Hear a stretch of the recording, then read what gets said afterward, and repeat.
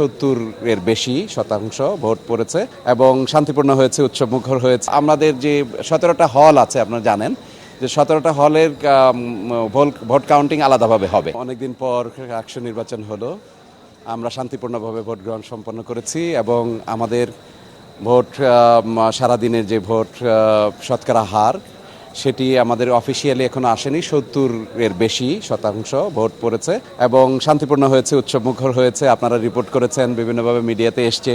সকলের সহযোগিতায় রাজশাহী বিশ্ববিদ্যালয়ের নির্বাচন অসম্ভব রকম শান্তিপূর্ণ, অংশগ্রহণমূলক এবং উৎসবপূর্ণ হয়েছে।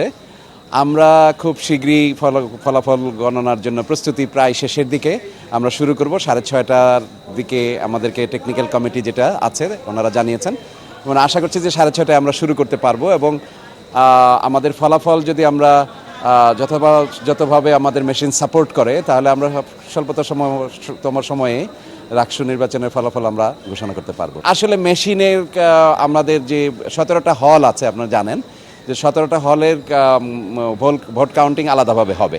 ফলে আমরা প্রতিটা হলের জন্য 1 ঘন্টা করে রেখেছিলাম, হয়তো কম বেশি হতে পারে। অন অ্যান অ্যাভারেজ 17কে আমরা কিভাবে রাখতে পারি কিংবা তার সাথে কম হয় সেই চেষ্টায় আমরা আছি। বিশেষজ্ঞ টিমের বক্তব্য অনুযায়ী আমাদের কাছে যেটা মনে হয়েছে, বিশেষজ্ঞ টিম এক্সপেক্ট করছেন যে তারা তাদের স্টিপুলেটেড টাইম রাখতে পারবেন।